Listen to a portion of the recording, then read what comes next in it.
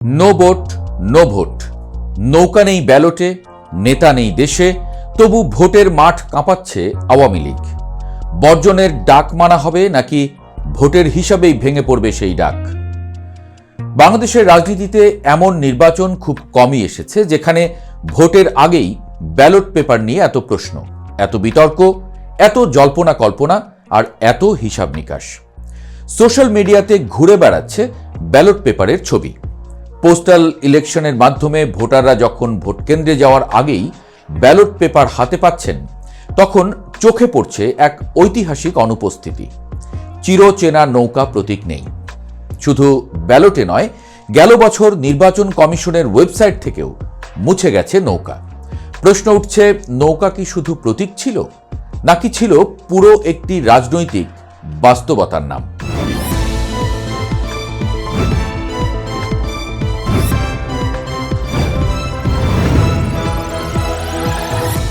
নির্বাচনের সময় ঘনিয়ে এসেছে, হাতের সময় মাত্র ৩ সপ্তাহ।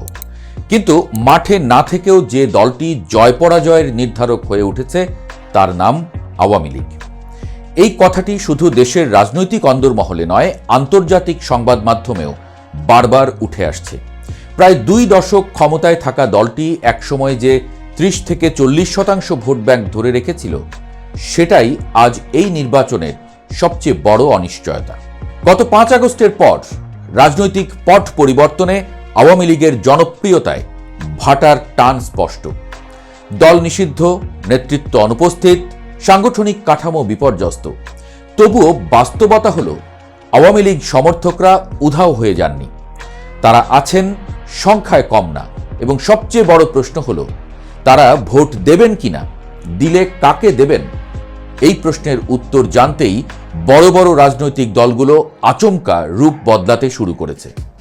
যেসব দল এতদিন আওয়ামী লীগকে ফ্যাসিবাদী বলে আক্রমণ করত, তারাই এখন নীতি ঘোষণায় বলছে রাষ্ট্র সংস্কার, উন্নয়ন ধারাবাহিকতা, মুক্তিযুদ্ধের চেতনা, সংখ্যালঘু নিরাপত্তা। শুধু তাই নয়, অনেক দল নীরবে হলেও দুয়ার খুলে রেখেছে আওয়ামী লীগের সাবেক নেতাকর্মীদের জন্য। বড় ২ দলই আওয়ামী সমর্থকদের কাছে টানতে রীতিমতো নিজেদের অবস্থান থেকেও সরে আসছেন। আমাদের দলে আপনারা আওয়ামী লীগ থেকে আসবেন, আপনাদের দায়িত্ব আমরা নেব। যত মামলা আছে আওয়ামী লীগের বিরুদ্ধে, আমরা সমস্ত মামলাগুলো তুলে নেব। রাজনীতিতে আদর্শের চেয়ে ভোটের অঙ্কই আসলে শেষ কথা। এই নির্বাচন সেটাই আবার প্রমাণ করছে। তবে ঠিক এই মুহূর্তেই আসে সবচেয়ে বিস্ফোরক ঘোষণা। মঙ্গলবার নো ভোট নো ভোট এই স্লোগান তুলে বাংলাদেশবাসীর কাছে ত্রয়োদশ জাতীয় সংসদ নির্বাচন বয়কটের ডাক দিলেন ক্ষমতাচ্যুত প্রধানমন্ত্রী শেখ হাসিনা। ব্যালটে নৌকা নাই, আওয়ামী লীগ নাই, যেখানে আমরা ইলেকশন করতে পারছি না, সেখানে তারা ভোট দিতে যাবে না। মোহাম্মদ ইউনূসের নেতৃত্বাধীন অন্তর্বর্তীকালীন তত্ত্বাবধায়ক সরকারের অধীনে অনুষ্ঠিত হতে যাওয়া এই নির্বাচনকে তিনি সরাসরি অবৈধ আখ্যা দেন। ইউনূস সরকারের আমলে আওয়ামী লীগ নিষিদ্ধ, দেশত্যাগী প্রধানমন্ত্রী শেখ হাসিনার অনুপস্থিতিতে তার বিরুদ্ধে ফাঁসির সাজা ঘোষণা হয়েছে। এই আবহেই আওয়ামী লীগের পক্ষ থেকে প্রকাশিত ১.৫ পাতার আবেদনপত্রে জাতির উদ্দেশ্যে শেখ হাসিনার কণ্ঠে তীব্র আহ্বান। ফ্যাসিস্ট ইউনূস জঙ্গি পাহারায় ভোট করাতে চায়, যে ব্যালটে নৌকা নেই, যে নির্বাচনে আওয়ামী লীগ অংশ নিতে পারবে না, সেখানে আমাদের সমর্থকরা কেউ ভোট কেন্দ্রে যাবেন না। ব্যালটে নৌকা নাই, আওয়ামী লীগ নাই, যেখানে আমরা ইলেকশন করতে পারছি না, সেখানে তারা ভোট দিতে যাবে না। এই আবেদনপত্রে শুধু রাজনৈতিক বার্তা নয়, আছে ভয়, সাথে যোগ হয়েছে প্রতিরোধের ভাষা। দেশবাসীর উদ্দেশ্যে শেখ হাসিনা বলেন, ভয়ভীতি, হত্যা, গ্রেপ্তার, অপহরণ, মব সন্ত্রাস যাই হোক না কেন, ভোট দিতে যাওয়া যাবে না। অর্থাৎ এটি শুধু নির্বাচন বর্জনের ডাক নয়, এটি এক ধরনের গণ অনুপস্থিতির কৌশল। এই অবস্থান একেবারেই কিন্তু নতুন নয়।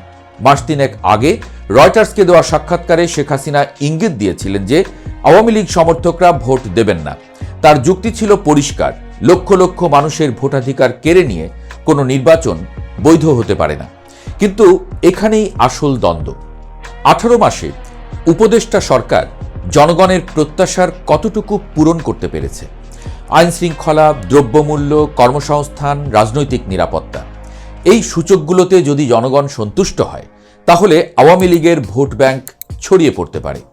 কিন্তু যদি হতাশা তৈরি হয়, যদি মানুষ মনে করে এই সময়টুকু শুধু প্রতিশোধের রাজনীতিতে কেটেছে, তাহলে আওয়ামী লীগ সমর্থকরা হয়তো ভোট বর্জনের ডাক মানবে না। আর এখানেই নির্বাচন বর্জনের ডাক কোন দিকে মোড় নেয় সেটাই এখন সবচেয়ে বড় প্রশ্ন। ভোট বর্জন সফল হলে কি হবে? ভোটার উপস্থিতি কমবে, নির্বাচনের বৈধতা প্রশ্নের মুখে পড়বে, আন্তর্জাতিক চাপ বাড়বে। আর ব্যর্থ হলে আওয়ামী লীগের নিয়ন্ত্রিত ভোটগুলো চলে যাবে অন্য দলে, হয়তো আদর্শিক শত্রুর কাছেই। রাজনীতির নিষ্ঠুর বাস্তবতায় এটাই সবচেয়ে বড় বিপর্যয়। নৌকা নেই ব্যালটে, কিন্তু নৌকার ঢেউ এখনো রাজনীতির পানিতে। এই ঢেউ কি তীরে আছড়ে পড়বে, নাকি অন্য কারো নৌকাকে ঠেলে দেবে ক্ষমতার ঘাটে? তা নির্ধারিত হবে আগামী 3 সপ্তাহে। বাংলাদেশের এই নির্বাচন তাই শুধু আসন বন্টনের লড়াই নয়, এটি ভোটাধিকার, বৈধতা, প্রতিশোধ আর ভবিষ্যৎ রাজনীতির দিক নির্ধারণের যুদ্ধ। এবং এই যুদ্ধে সবচেয়ে শক্তিশালী অস্ত্র ভোট অথবা ভোট না দেয়া।